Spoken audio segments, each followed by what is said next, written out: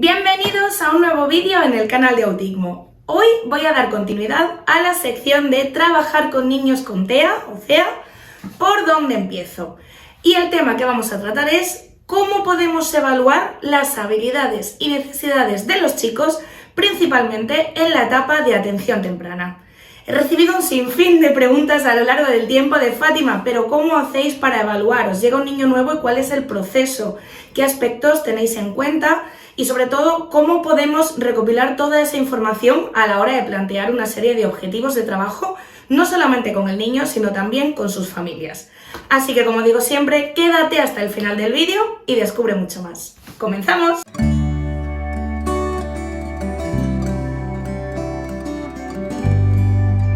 Este vídeo sí que me gustaría matizar que no vamos a estar hablando hoy de evaluación o de cuestionarios diagnósticos, sino vamos a estar hablando de evaluación desde un punto de vista de recopilar información, de una anamnesis, de recabar información del desarrollo vital del niño en el tiempo de vida o de desempeño que ha tenido, de su familia, de su estructura y de las diferentes áreas que impactan en el desarrollo, sobre todo en etapas tempranas.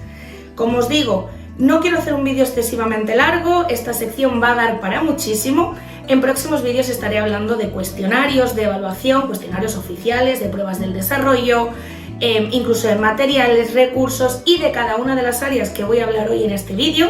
Pero como todo hay que comenzarlo por sus pilares, vamos a empezar hablando de las áreas que impactan de forma transversal en el desarrollo integral de un niño, en este caso con características o con un diagnóstico de TEA.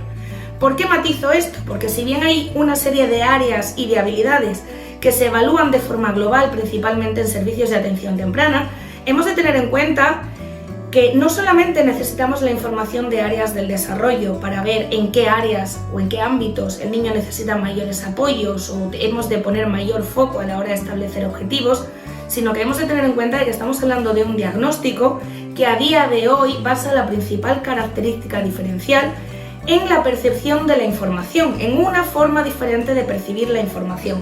Entonces, no solamente vamos a tener que llevar a cabo una evaluación de las diferentes áreas del desarrollo, sino que además tenemos que tener en cuenta, sin perder la perspectiva, de cómo esto impacta de forma concreta en la forma de aprender, en el estilo de aprendizaje, en el estilo de comunicación de un niño con estas características. No se trata de hacer una evaluación por áreas que busque comparar el desarrollo de un niño con TEA con un niño neurotípico, simplemente se trata de tener en perspectiva las áreas del desarrollo para identificar esas necesidades de refuerzo, de apoyo, pero sobre todo necesitamos obtener información que nos permita entender qué es lo que necesita el niño, cómo aprende el niño o cuáles son los diferentes obstáculos que están impidiendo que pueda tener una calidad de vida mayor, un ritmo de aprendizaje mayor o, mejor aún, una mayor inclusión en su entorno, en la familia o en la escuela. Así que ahora sí, vamos a comenzar a hablar de las áreas que nosotros, desde una perspectiva de cuando hacemos un informe, o en este caso una libreta de recopilación de información inicial de un niño, cuando nos llega de nuevo, ya sea por derivación del sistema público o por servicio de atención temprana privado, ¿qué hacemos o cómo hacemos? ¿Cuál es el proceso? Hasta que, digamos, acotamos un plan de intervención, acotamos los objetivos, las áreas que se van a trabajar, qué sucede en todo ese camino. Primero que todo, hacemos una entrevista inicial con la familia, donde recabamos toda la información que podemos sobre el contexto de desarrollo. Si es un niño en atención temprana o en un estadio muy temprano de desarrollo, pues intentamos ahondar en toda la información de la familia, desde el periodo de gestación, el embarazo, el parto, los primeros meses de vida, dificultades que han podido tener. El objetivo no solamente es obtener información, sino identificar si hay alguna información de la que nos proporcionan de forma concreta que haya podido incidir no solamente en el diagnóstico, sino en las posteriores dificultades que un niño puede tener en su propio desarrollo. Ahora bien, si hablamos del informe inicial, ¿qué información debemos recoger o qué información debemos tener en cuenta? Primero que todo, nosotros, además de la anamnesis, vemos un poquito la parte del desarrollo cognitivo. ¿Qué vamos a entender por desarrollo cognitivo? Las funciones básicas: atención, memoria y percepción. Esto es fundamental no solamente a la hora de asentar aprendizajes, sino también a la hora luego de construir diferentes habilidades de mayor complejidad. Además, hemos de tener en cuenta que cuando estamos hablando de un diagnóstico de TEA, quizás no tanto la atención o la memoria, cuando no hay comorbilidades como otros diagnósticos como pueden ser el TDA o el TDAH, pero sí la percepción es un campo de desarrollo muy específico que vamos a tener que evaluar. ¿Cómo percibe el niño la información? Desde un punto de vista básico, reconoce que dos objetos son iguales, que dos objetos son diferentes, comprende que existen categorías, solamente reconoce conceptos que son tangibles, no reconoce conceptos que son abstractos, sí, de qué manera, solamente con sus focos de interés, con cualquier foco de interés. Vamos a necesitar remontarnos a la información de base sobre el desarrollo y el desempeño cognitivo en sí del niño, ya que esto nos va a determinar los futuros pasos a seguir, pero también las áreas de trabajo, los niveles de trabajo a la hora de abordar otras áreas, ya que a día de hoy sabemos que el desarrollo cognitivo incide en otras áreas como son la comunicación, las funciones ejecutivas, la autonomía, incluso en la propia interacción social. Entonces, en nuestras evaluaciones, incluso en nuestro campo de trabajo, el desarrollo cognitivo va a tener un papel fundamental. Segunda área que vamos a evaluar o a tener en cuenta a la hora de abordar la información es la comunicación. Esto además, en un caso como hablamos de diagnóstico de niños con TEA, va a resultar imprescindible, principalmente desde dos perspectivas que muchas veces se nos olvidan. La comunicación se compone del lenguaje receptivo y del lenguaje expresivo. Muchas veces decimos, o cuando acuden a alguien a consulta y nos dice: Fátima, es que el niño no habla, lo que quiero es que hable cuando voy a un cole y estoy en aulas de educación infantil. Fátima, el niño no habla, queremos que el niño hable. Y cuando nos ponemos a ver qué es lo que están trabajando, de qué manera lo están trabajando, en muchísimos casos me encuentro de que nos olvidamos que existe el lenguaje receptivo. Tan importante es el lenguaje expresivo, la intención comunicativa, la capacidad de verbalizar, como el propio lenguaje receptivo, es decir, trabajar la comprensión, no solamente de estructuras verbales complejas, de frases o de instrucciones, sino en el propio repertorio de vocabulario del niño. ¿Sabe que el vaso se llama vaso, que el agua se llama agua? Si yo le pongo un vaso y le pongo una cuchara y le digo dame el vaso o dame la cuchara, ¿el niño sabe a qué concepto estoy haciendo referencia? Este es otro campo que, igual que el desarrollo cognitivo, resulta fundamental a la hora de alcanzar otra serie de aprendizajes que sean más complicados a la larga y que muchas veces se nos olvida.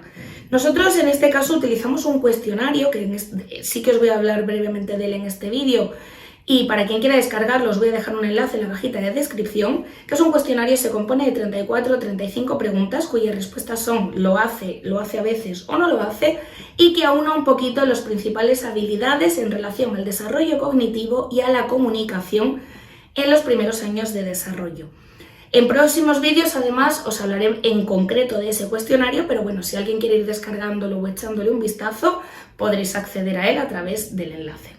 Una vez tenemos la información del desarrollo cognitivo y de la comunicación, vamos a ver un poquito el desempeño de otras áreas, entre ellas las funciones ejecutivas, que sabemos que en muchos casos, por no decir en la inmensa mayoría, suele haber una disfunción en este ámbito. Vamos a ver el desarrollo psicomotor, no desde nuestra perspectiva de evaluación concreta y específica de ese área, sino que os estoy hablando de las áreas de las que tenemos que recabar o recoger información.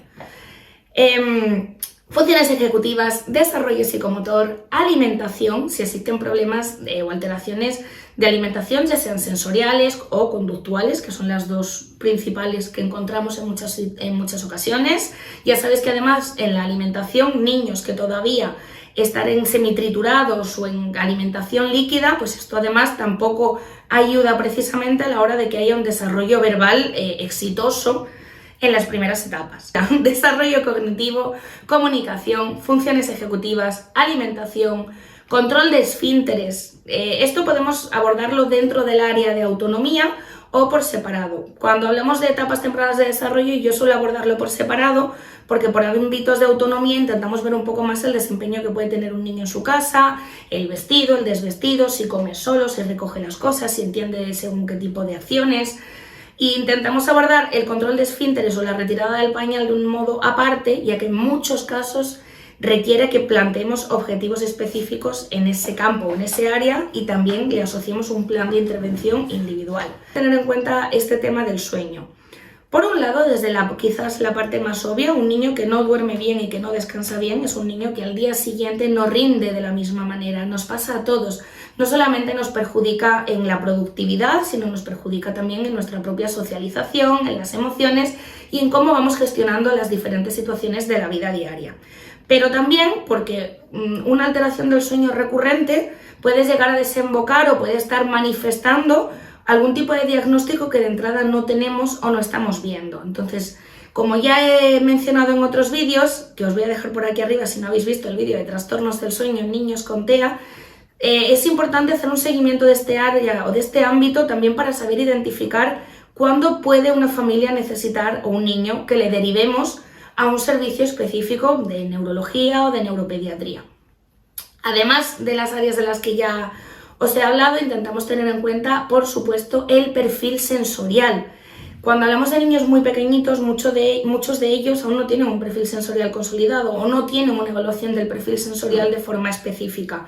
Pero sí que intentamos obtener información sobre, a grandes rasgos, texturas, luces y sonidos que pueden tener una mayor predilección por ellos o, al contrario, una baja tolerancia. Utilizamos esta información, igual que en el área anterior, para saber en qué situaciones necesitamos derivar a un niño a nuestros compañeros de terapia ocupacional o a un terapeuta ocupacional externo que, por supuesto, esté debidamente certificado y formado en el ámbito de integración sensorial, pero no podemos olvidar, sobre todo desde el DSM-5, que ahora las posibles o las alteraciones sensoriales en estos chicos forman parte del diagnóstico y además forman parte fundamental a la hora de conseguir trabajar con ellos de manera exitosa. No podemos obviar el perfil sensorial de un niño.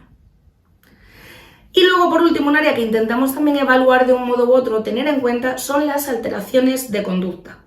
Las alteraciones de conducta, como ya he explicado en otros vídeos, tienen principalmente dos orígenes, igual que las de alimentación. Sensoriales, bueno, tres en este caso, sensoriales, comunicativas y luego puramente conductuales en relación a los hábitos, a la dependencia o a rabietas que se puedan estar produciendo por una gestión mejorable por parte del entorno. Entonces es muy importante también identificar qué situaciones, qué personas o qué contextos provocan alteraciones de conducta en un niño y sobre todo diferenciar cuando una alteración de conducta es verdaderamente eso y cuando no es una muestra de indefensión o de frustración cuando encontramos dificultades principalmente en el campo de la comunicación. Entonces, un poquito a modo resumen, ¿qué información incluimos en un informe inicial? Además de la anamnesis o de la recopilación inicial de información, desarrollo cognitivo, comunicación, principalmente lenguaje receptivo y expresivo. Tenemos en cuenta también si el niño se encuentra en una etapa preverbal o prelingüística o ya está en la etapa lingüística, pero no entramos en una evaluación inicial en evaluar cada ítem o cada logro de forma específica. Funciones ejecutivas, alimentación, trastornos o alteraciones del sueño, desarrollo psicomotor y alteraciones o posibles alteraciones conductuales. A esto, además, nosotros, en nuestro caso, lo que hacemos es también intentar recabar información sobre la rutina del niño y de la familia.